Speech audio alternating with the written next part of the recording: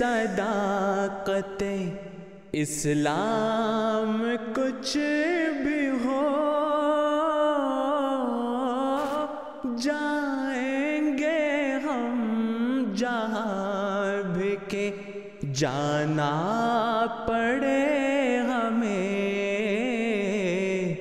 जाएंगे हम जहाँ भी के जाना पड़े हमें.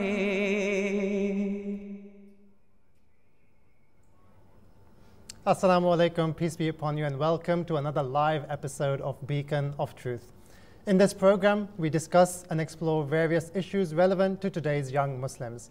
And to help us understand the intricacies and debates around the subject, we listen to the views and expertise of our guests as well as the general public. And since this is a live and interactive show, you too can get in touch with any comments or questions via our Twitter handle, which is at beacon_MTA, or via email, the address of which is beacon@mta.tv. In this series so far, we have covered a lot about specific teachings of Islam. For example, we explored the evidence for the existence of God, and if it was God who revealed the Holy Quran in the first place. As there has been much violence in the world linked to religion, so we explored whether or not the Holy Quran is a cause of conflict, and if the concept of morality is from religion, and many other issues. Last week, we looked at what Islam's contribution has been to modern civilization, and with the introduction of new technologies and means of communications, we are having to contend with new social and moral challenges. We have the phenomena of fake news, the various problems associated with social media, but some issues have always been there, such as the mistreatment of women and young children. So today, we will explore Islam's response to contemporary issues. And in the studio today, to talk about these issues, we have Imam Shahzad Ahmed Sahib and Imam Zafir Malik Sahib, both of whom are Imams and scholars of the Ahmadiyya Muslim community. Assalamu alaikum, gentlemen, and thank you for joining us today. I'd like to begin by talking about fake news. It's something that has become quite prominent in the news lately. I mean, just last November, the UK Prime Minister Theresa May, she outlined that, or she accused Russia of planting fake stories online as part of a campaign of cyber espionage and disruption. And they found a huge number of troll accounts and bots, as they call them, that have been identified and they've suspended. And just in the last few days, we've had a story about a company called Cambridge Analytica, who have harvested the profiles, the Facebook profiles of 50 million people in order to influence the elections in the US, as well as the Brexit election as well that took place. But I think it's quite well known and accepted that countries all over the world, they do engage in propaganda in order to influence their own people, or perhaps even in other countries as well, for whatever reason, but it does happen, which does sometimes lead to destabilization of certain countries. So what I really wanted to ask you is, what is the Islamic viewpoint on the spread of false reports? And so, yeah, I think that's the main question, really. I mean, you mentioned that the recent phenomenon of fake news, and the term is probably something that is more commonly used in recent times. Yes.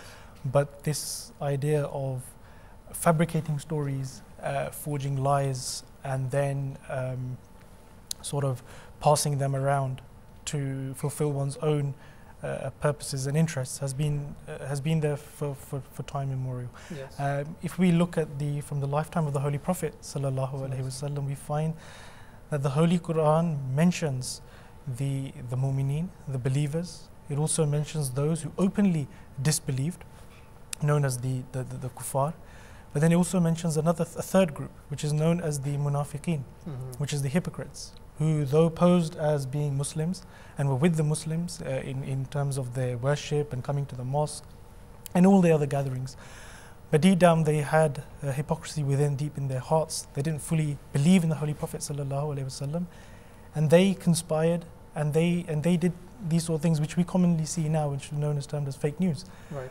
And so we've seen this throughout the history, and in fact the consequences of these have been dire. we have found that actually many wars broke out. One of the cause of dissension within Islam after the demise of the Holy Prophet ﷺ was because of the hypocrites, who basically would go into to different camps within Muslims, within different communities of Muslims, and spread such news and cause discord and violence between them. So this is the dire consequences that this act has, and it's such a it's an awful thing to do.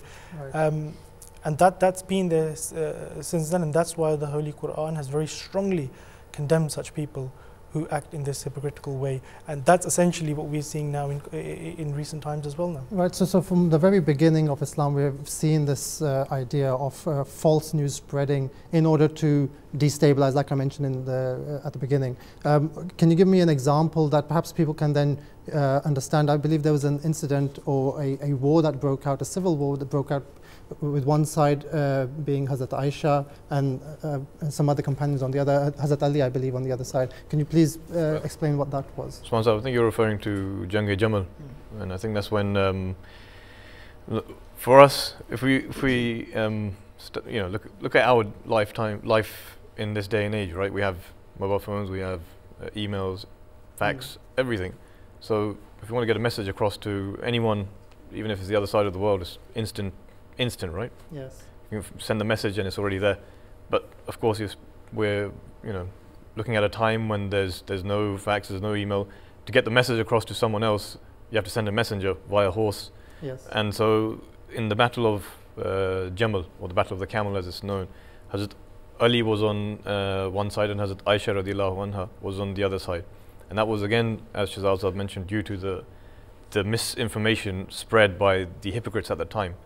And the founder of the community, Hazrat Mirza Ghulam Ahmad, the Promised Messiah alayhi salam, has removed this allegation from Hazrat Aisha radiallahu anha that she rose against the Caliph of the time, Hazrat Ali, and the fact that she, being the one that the Holy Prophet ﷺ said to learn half of faith from, would never have knowingly gone against the Khalifa of the time. But of course, due to the misinformation spread by the hypocrites, it was made to appear as in that's why Hazrat Aisha was on that side. Otherwise, and again, we know that as soon as Hazrat Aisha was made aware of the truth, she immediately stepped down and went to Hazrat Ali. Right. So that was all settled. But that battle, in fact, cost a lot of lives, and some of the lives of the companions of the Holy Prophet ﷺ were also lost in that battle. Right. So it caused a lot of damage to the Muslim Ummah, the Muslim community at the beginning. So. Yeah, and moreover, Usman Sahib, just to add what Zafar Sahib has said as well, is that when such people, even in recent times now, when such people are exposed of this behavior, then they lose all integrity. You lose all trust from them, and you never trust them again in terms of whatever they say. And the prophets of God actually are completely in stark contrast to this. Right. They actually, when they claim to prophethood and say that Allah the Almighty has revealed this message to them, that they are the prophet of the time, it is actually their character, their noble character of being truthful and trustworthy, which has been established within the society that they live in throughout.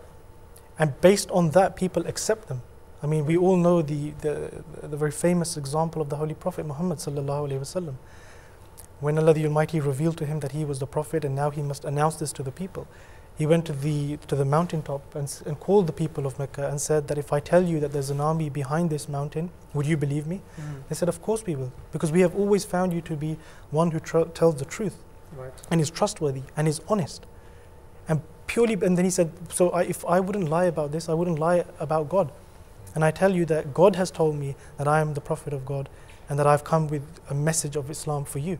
And many accepted him purely based on his character, purely based on his life that he had lived, the pure life that he had lived throughout his time in Mecca. And that became a basis for them to accept Islam. So the responsibility of people who have, like Zafar Sahib said, who, we can send out messages on phone and internet and all other sort of outlets, media outlets for instance, they have the responsibility they provide us the lens through which we see what's going on in the world. And if we find out that they are, guilty of giving misinformation or fake news, as we call it, then we lose all integrity and all trust in them.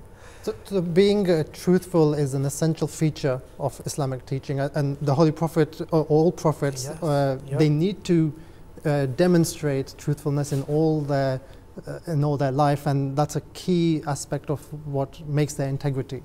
Right? I think brilliantly put what Shazad Sahab said, especially about the prophets.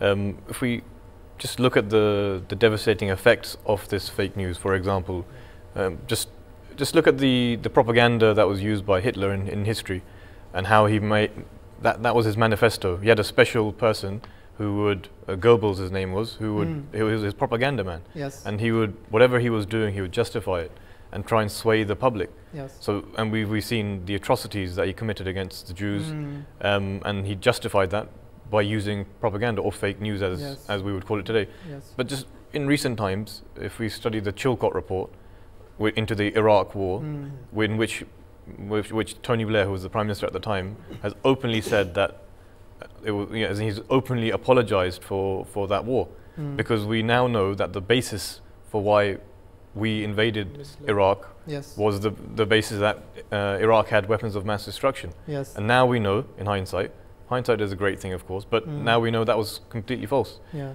But what has happened in the past 10, 15 years in the Middle East? Complete disruption. Yes. Since the Iraq war, over 600,000 people have been killed. That's just a very conservative figure. Yes. And look at the millions that are displaced.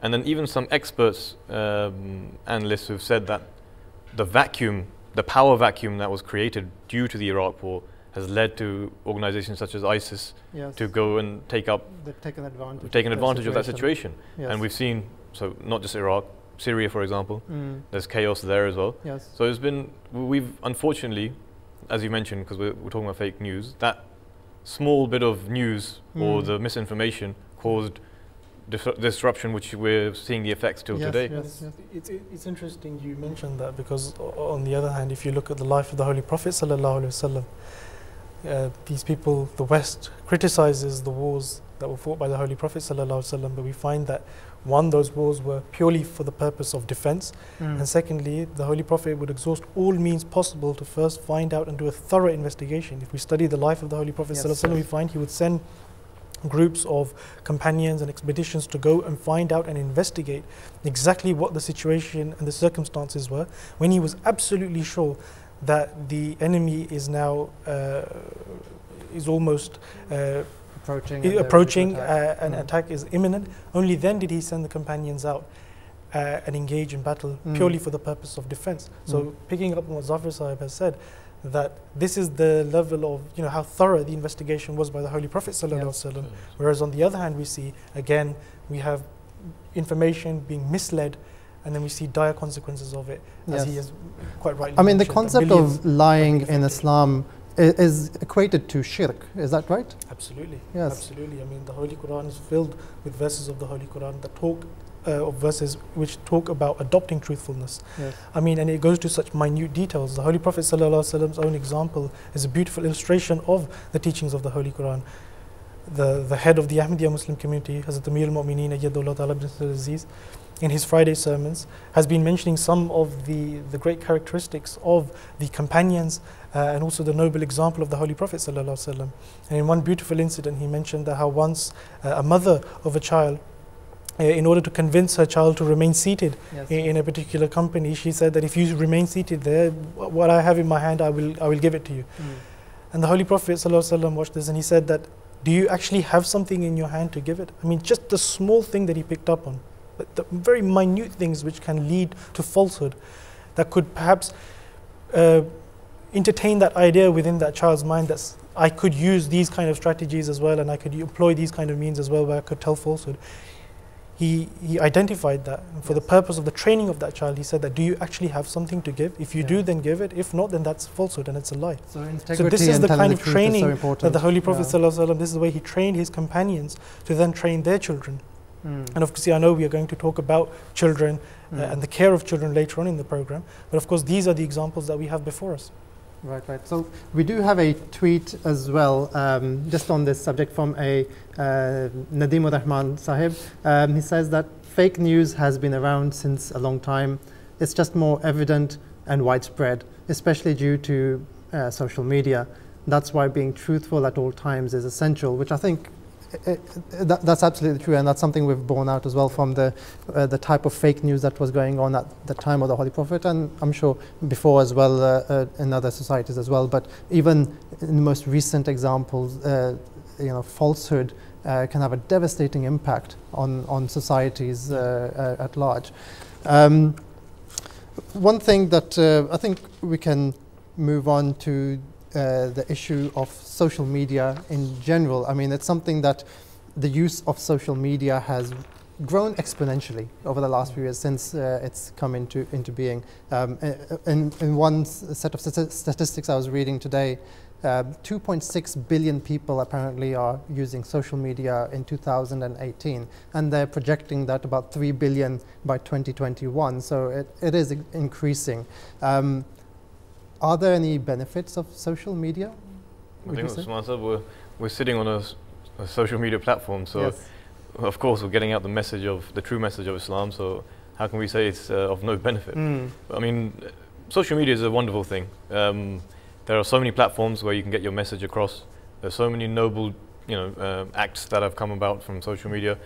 If we just talk about the message of Islam and Ahmadiyyat, I mean, just the example coming off the top of my head is like a whole island in the African continent, Mayotte. Yeah. They accepted Ahmadiyyat and the message of Ahmadiyyat simply through MTA. Right. Yes. I mean, that's something wonderful. I mean, to reach the corners of the earth, as was the revelation as well, that could only happen through social media and yes. the means of communication. But then again, so that was the prophecy of the Holy Prophet ﷺ as well, though, right? That when the people would be brought together, as is mentioned in Surah Takwir. And the fact that the world is a global village has many benefits. You can, I mean, you can talk to your loved ones that you couldn't do before. You had to write a letter, wait for months before you get a reply. You can. There's so many things that you can do on using these various platforms.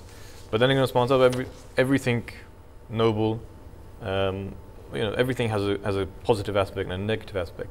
Of course, the misuse of social media will undoubtedly have dire consequences as well. But like I said, social media. If anything to say is social media has made some people more antisocial. Right. Because by being on social media the whole time, you're just almost on your phone the whole time. Yes, yes. You've got perhaps maybe thousands of followers on your phone, but in real life you have no one. And it's massive. It's dangerous to your social skills. Yes, How do you communicate with one another? I mean, someone was. I was reading, I think, once in a newspaper, and they were saying that how it's impacting people's literacy levels. Right. That people, because they're so accustomed to writing on social media, so using tweets have to be with limited characters, or any post that they make, the idea is to have the information as concise as possible, so you kind of like chop words up. And they've noticed that people students in their GCSE exams, in the English exam, were actually, because they're writing so quickly, and naturally they're writing in a way as if they were writing a very long tweet. So it's having an impact. It has an impact, of course. So, I mean, this is just a basic sort of impact that we're talking about. There's actually more serious consequences of it as well. Just before we come on to the serious elements, just for the benefit of social media, taking advantage of that. So please do send in your tweets at beacon_MTA and email us at beacon@mta.tv and pose your questions to us so that we can take a look at those. You mentioned about the negative aspects, and that's one area that I would like us to explore a bit more. And you rightly said, it does seem that despite social media, it's called socials in its name, it seems that people are interacting a lot more, and it's true, they are interacting a lot more, but they seem to be becoming a lot more antisocial, and there are definitely some negative impacts of that. And one thing that I wanted to just highlight is the issue of cyberbullying, or bullying in general. I mean, I was looking at some figures from UNICEF just today, and according to some figures they have, 13 to 15-year-olds across the world, 130 million students are victims of bullying. right? That's a lot of people, Yeah. 130 million. And another set of stats that I looked at from a UK charity, the Children's Society and Young Minds, they did a survey, and they found that almost half of young people have experienced threatening, intimidating, or abusive messages on social media, with, in some cases, in the most extreme cases, pushing some people to the verge of suicide. So it's quite there's a lot of negativity on social media. What are your thoughts on that? Also, I think, Usman said, one of the other sort of harmful aspects of social media is that you can sort of conceal your true identity. And on the basis of that, once your identity is concealed and you're operating through a social media platform, it takes away the responsibility of your actions sometimes away as well, the sense of responsibility. Yes. And that's why we get trolls, for instance.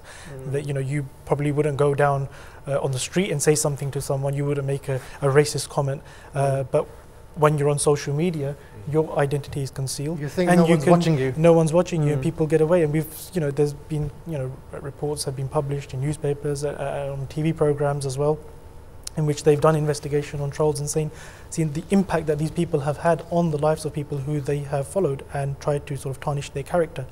So of course it has, it has a lot of dangerous impact. It can have the misuse of it, as Officer quite rightly said, that social media in itself, its proper use, it has immense benefits. Yes. But its misuse, the misuse of anything can then have very dangerous and harmful impacts. And I'm picking up on the idea of the fact that your identity is unknown, then people have also taken advantage of this, and people who are much older are talking to children and who are much younger as well. Yes. And so this is something that parents have to be very cautious of as well. Yes. That children are using social media, but who are they talking to? Who are their friends? But they're following thousands of people, and thousands are following them. We can't identify exactly who is, and then people have this idea of sort of posting information, and there's like a sort of a competition as to, I'm eating here, so let me post this. Yes. I'm going there, let me post this. I mean, what that does is your personal life, what you do in your private time, is now exposed to the world. Yes. So that privacy is almost exposed anyway. And sometimes when, again, in hindsight, you might think, oh, I've kind of revealed too much about myself. But then there's no going back. Well, once you've put it out, of that, once you've published it on on a social media platform, it's there for people, then it's on their phones now. There's also issues of like identity theft as well, because people are revealing too much about their personal lives, and they are able to do that as well. Another problem that we face is this, and it's on the basis of a piece of research that I came across again. It was by the Journal of the American Medical Association. They got the survey responses, or the responses from about 100,000 students they looked at, or teenagers in particular. And it showed that 1 in 4 teenagers, so about 25%, reported that they had received sexually explicit images, videos, or messages online. And quite a large proportion, about 1 in 7, about 15%, are reported to have sent such messages as well. And this is having quite an impact as well on young children. They're being exposed to such things at a young age, quite a young age as well. And I'll go through some other the impacts later. But what are your thoughts on this as well? It's quite disturbing, actually. 1 in 4. That's probably similar stats probably elsewhere in the world as well. And of course, as Shazad mentioned, that's one aspect.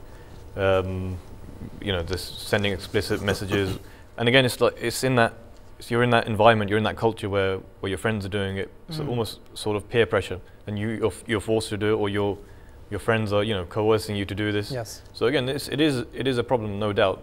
And something like this, Islam is quite stern on, and in fact that modesty is a key aspect. And there's a hadith that modesty is entirely good, and the fact that Islam puts so much emphasis on modesty and protecting your chastity and everything around that we should really be careful. And as Shazad pointed out, that it's the parents as well who have a greater responsibility to look out, because as we were growing up, Shazad, we don't really I think we were in the days when there was dial-up broadband. So, I mean, mobile phones came much later. Yes. So we didn't face these sorts of issues, but there's no doubt that they're prevalent in schools today.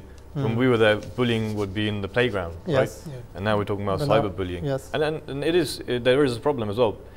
People are becoming more vain in that sense, as you've just mentioned, that fact that just before leaving or waking up, they have to put on whatever they want to put on to appear in a certain way before they can post a photo, before they can do anything like that. Before they leave the house, they have to It's a lot of peer pressure. It's a lot of pressure on, and that's probably why, as you mentioned as well, that there's mental health issues. Yes. Just on that, we've had an interesting tweet from a Rehan Live, at Rehan Live, and he says social media is causing a sharp rise in mental health issues, including depression and anxiety and related disorders. And I think that's quite important. And it's a point I wanted to raise. I was looking at some stats from Childline UK. It's quite a prominent UK charity, and they've reported that in the last few years they've had thousands of children phoning in and reporting that they are quite disturbed and insecure by having viewed, even in sometimes accidentally, quite disturbing and graphic images. And similarly, the NSPCC, which is another quite prominent UK charity, they've said that of 1 in 10 people or children who are receiving psychological counselling in the UK are under the age of 11. 1 in 10, and 65% are between the ages of 12 and 15, in reference to seeing sexually explicit images and so on. So there is quite a devastating impact that's going to have on people, right? I think children are most vulnerable in this regard, and I think one of the reasons for that also is the fact that at times, because of these technology, as Zafir mentioned as well, that when we were growing up it was dial-up broadband, but now technology is so swiftly and rapidly improving that it leaves a huge generation gap between what the parents know about technology and what their children know and what they are using. And sometimes it's the case that parents are so unaware of these modern methods of technology and stuff that sometimes they ask their children to help them. I mean, so in certain households you will have parents who if they're applying for something or they need to fill in an online form or need to go on the internet, they'll ask their children to set up the form or to log into the computer and set up the internet, and for that to happen. It's the other way around. The children are controlling something which actually should be in the hands of the parents. They should be well aware, they should educate themselves, they should keep up with the modern technology so that they can take control and take those measures. So for instance, they should know that they could be able to they should be able to block the pop-ups, or they should put up certain restrictions as to these sites they cannot view. But unfortunately, in some places, in some households, what is happening is that it's completely the other way around. And the children have complete control. They have all the passwords and everything, and they sort of give access to the parents to come in. So that's an issue, and that's something that I think that parents need to take a greater responsibility. There's a big that responsibility on parents here. are extremely vulnerable, especially when they are using these social media or these different modes of technology, and they need to be more careful and be more in line. And sort of, children can be just hidden away in their rooms, and as you said, and all sorts can be happening, and bullying and so forth, and then they need to be aware of this. Right. And so it's something that Hazur has mentioned back in 2010. I remember there was an issue regarding Facebook, and I remember from non-Ahmadis, Muslims, they took issue with some of the guidelines that Hazrat Khif had issued regarding Facebook, where he discouraged the use of Facebook because of the dangers inherent within it, and in particular with these type of issues of people impersonating and taking advantage. That's something that is very important, I think. Right. And also, just just to add there, I was reading something. They said that it was a time back when if someone wrote something personal in their diaries, it was frowned upon if someone had access to it and read it. And now people are documenting that, and now they are disappointed if no one's following them and no one's reading those things. So times have changed as the way we use these modes of technology. Another issue that is quite prominent at the moment is the mistreatment of women. The Me Too campaign has really taken off and has become quite viral lately, and it's really highlighted that women of all ages are being sexually exploited and harassed, not just in the entertainment industry, but in all walks of life. And I came across this 2016 survey by the TUC, which is a trade union here in the UK. And it found, quite disturbingly, 52% of women are sexually harassed in the workplace. And there's other stats they have as well, where people make unwanted jokes and they make comments on the way women dress and so on. And in the vast majority of the cases that were reported, the perpetrators of these crimes were men, right? So that is something I think that is worth talking about, especially from the focus of from the male perspective, as in what are Islam's teachings on the treatment of women, particularly in reference to these type of activities. So just before I do answer that, I just wanted to give you some stats as well. I was just reading in France, between 2014 and 2015, more than 220,000 women were sexually harassed on public transport. That was France. And YouGov did a joint poll with Thomson Reuters, and they found that in the UK, 32% of women were verbally abused on London's transport networks, right, and out of which 19 were direct physical abuse. So I mean, it's unfortunate, and it's quite sickening, in fact, to listen to all these stats. Even Guardian, for example, covered this and said that 1 in 5 women in England and Wales have suffered some sort of sexual assault since the age of 16. I mean, it's very disturbing figures. It's rampant, it seems, everywhere. I mean, in the entertainment industry, we probably knew beforehand, but now it just seems to be everywhere. Workplace. Yes. There's been many surveys about women being sexually or harassed generally in the workplace. We've seen on public transports. So it's quite disturbing, unfortunately. But so when Islam talks about segregation, the West and many Orientalists always criticize the fact that why is Islam stress so much on this segregation.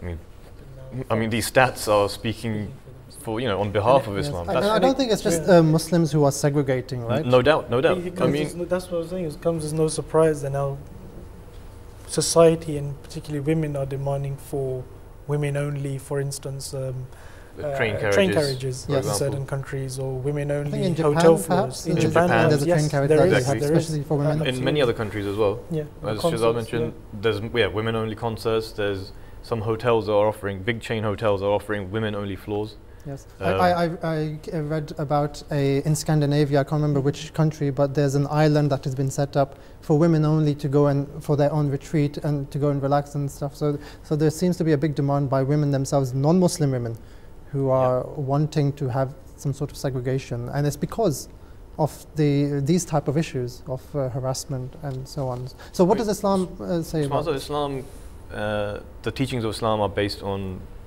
men and women's natural, inclination, as Islam is. It's based on fitrah. Now, there's no doubt that there is mutual attraction between men and women. Yeah. But Islam, as the beautiful teachings of Islam are to ensure that everything is done in an appropriate and correct manner. If we talk about the intermingling of men and women, Islam prohibits that.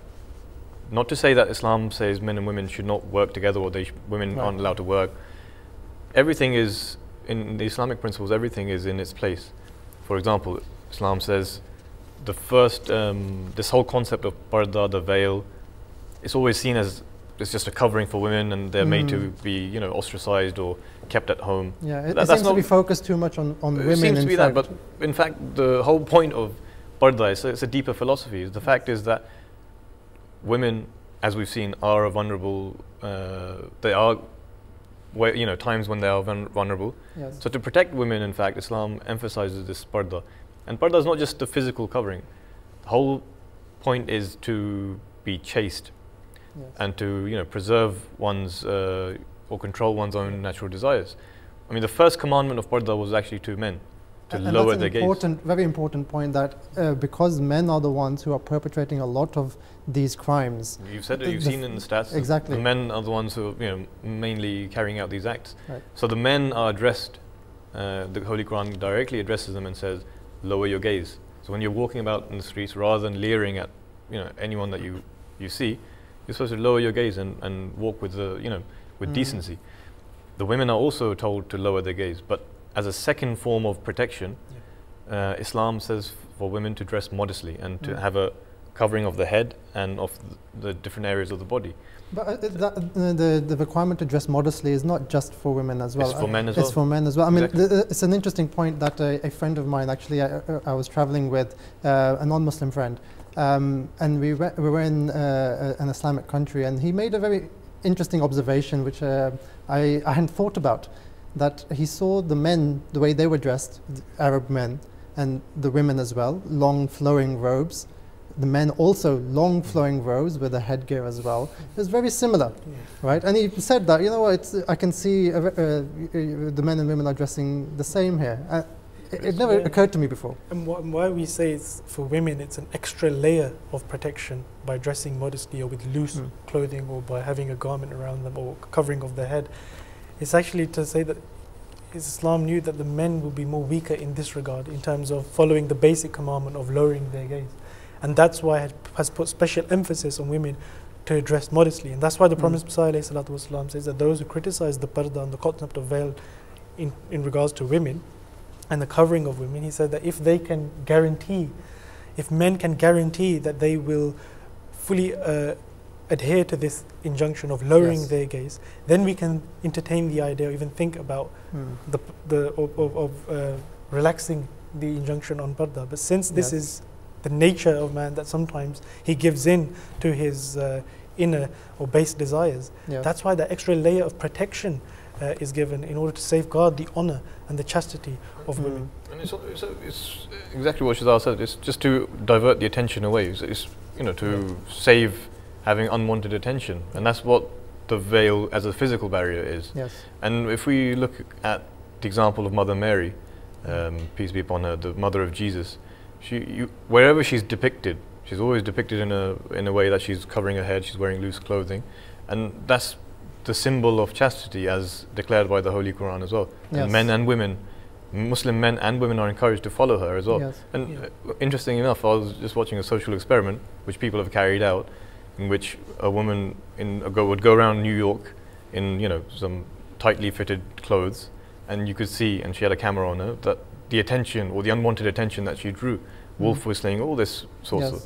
Then the same one would go around the same area wearing loose clothing, the attire of Muslim women, and it's stark opposite. Oh, really? I mean, there's so many social experiments that you could see in this regard as well. And also, I think a few years back, when Hazul mentioned about the journalist that came to attend the Jalsa, and initially, I think at the outset, she questioned as to why men and women segregated. But then when she went into the women's side and saw that there was no sort of extra attention, and she didn't have to sort of meet the standards of normal society as to how women should keep themselves, which is actually been set up by a male-dominant society. She felt very empowered and confident and free in doing her and going about her business within the ladies' side of the annual convention. Yes, I remember one guest who I had invited to the Jalsa. She felt so much. She wanted to be on the ladies' side only. She seemed to enjoy it more. She was much more comfortable, and there is that as well. But staying with the topic, the responsibility really primarily of not committing such sort of acts is on men, especially according to Islam. Right? And I think you see these measures that we are talking about, that in various countries that they're adopting, like women-only train carriages or women-only concerts or women-only floors. These essentially are responding to the ills of society and how society has failed women, and they're basically just sort of kind of responding or alleviating the symptoms of a problem. Yes. But Islam actually deals right to the root of the evil or the root of the problem.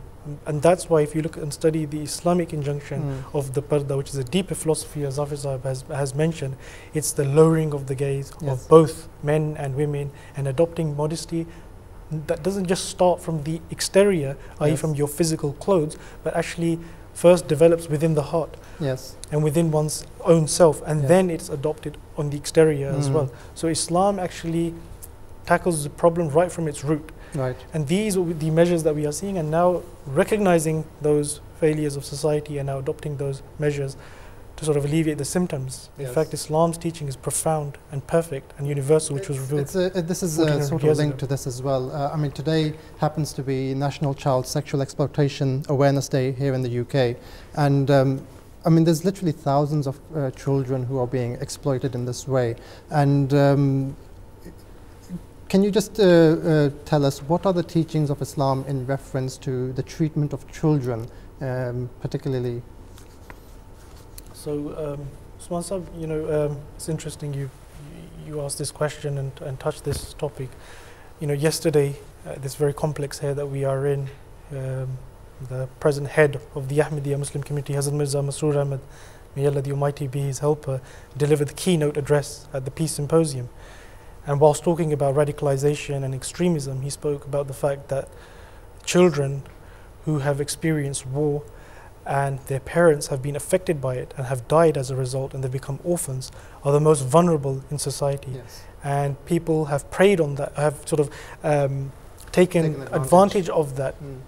And they've basically used that as an opportunity to fulfill their vested interests and have sort of brainwashed these children into fighting a so-called jihad. Yes. So these are those children who are most vulnerable, who are being taken advantage of. Yes. And the Holy Quran speaks of children who are most vulnerable. It speaks about the orphans and has laid down so much emphasis on protecting their rights and protecting them and giving them love and affection and kindness. So Islam is a teaching that actually safeguards their rights, especially those children. Children in general, if we study the life of the Holy Prophet ﷺ, we find ample examples of the training, of how he trained his companions to train their children, and also his own example of how he trained his grandchildren, for instance.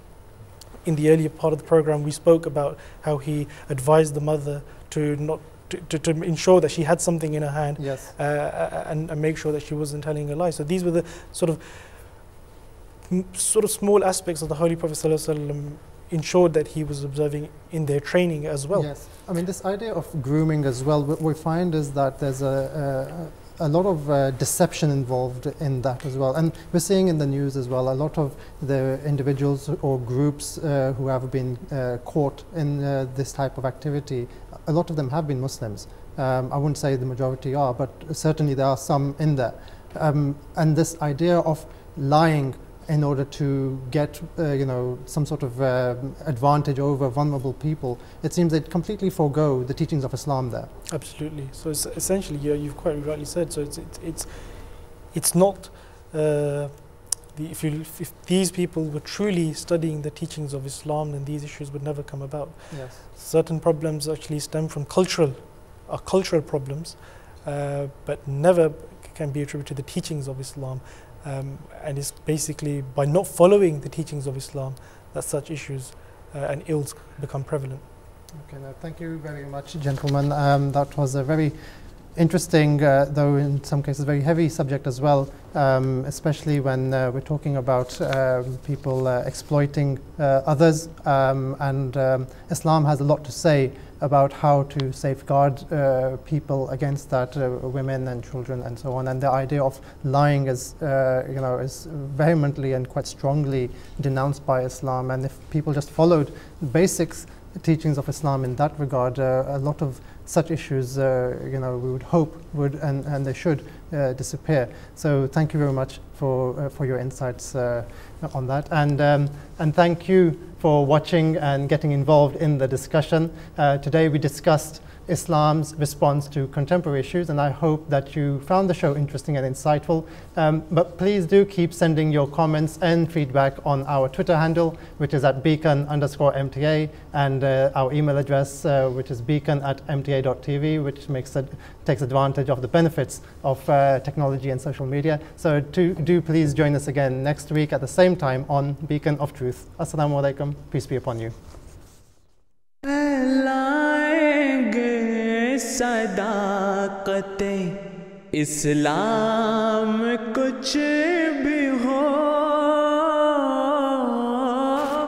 जाएंगे हम जहाँ भी के जाना पड़े हमें